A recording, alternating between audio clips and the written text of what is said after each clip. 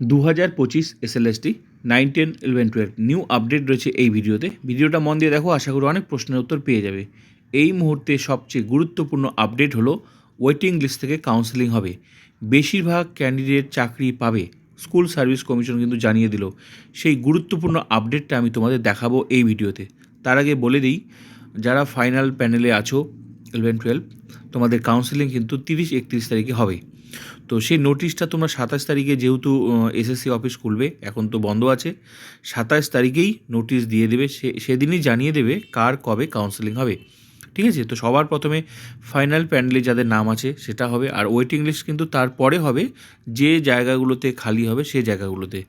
বিভিন্ন পারপাসে হবে, যদিও আমি তোমাদের এখন সেই আপডেটটা দেখাবো, সেখানে তোমরা বুঝতে পারবে। তো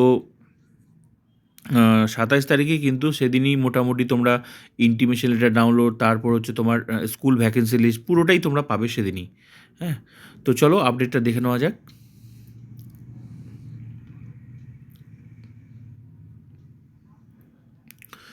$2025 এসএলএসটি 11, 12 ওয়েটিং লিস্ট তালিকায় 6,000-এর মতো প্রার্থী আছেন। তাদের বেশিরভাগেরই নিয়োগ হওয়ার সম্ভাবনা রয়েছে বলে বৃহস্পতিবার দাবি করল স্কুল সার্ভিস কমিশন।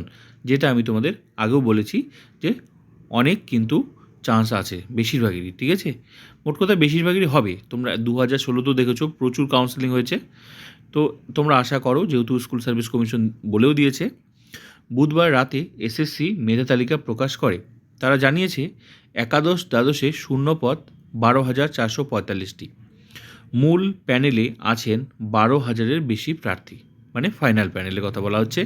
ওয়েটিং তালিকায় 6,000-এর কিছু বেশি প্রার্থী রয়েছে। এসএসসি চেয়ারম্যান সিদ্ধার্থ মজুমদার কিন্তু বলেছেন একাদশ দ্বাদশে শূন্যপদ 12,445।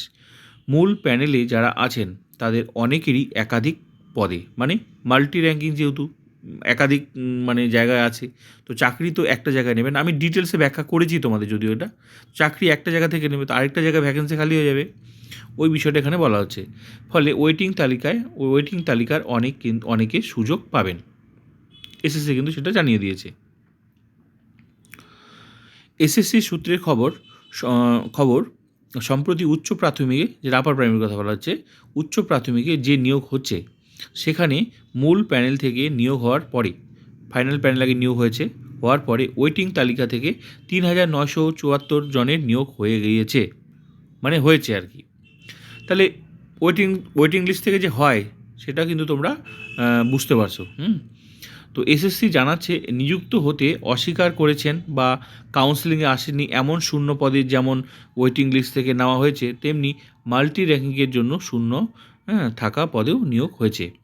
তো এরকম বিভিন্নভাবে আমি তোমাদের আজকে ভিডিওতেও কিন্তু বলেছি যে যেমন তোমার মাল্টি র্যাঙ্কিং, মানে কতগুলো কারণে ওয়েটিং লিস্ট থেকে চাকরি হয়, বিভিন্ন কারণে। হ্যাঁ, তো একটা হচ্ছে মাল্টি র্যাঙ্কিং, যে বিভিন্ন ক্যাটাগরিতে আছে, একাধিক জায়গায় নাম আছে।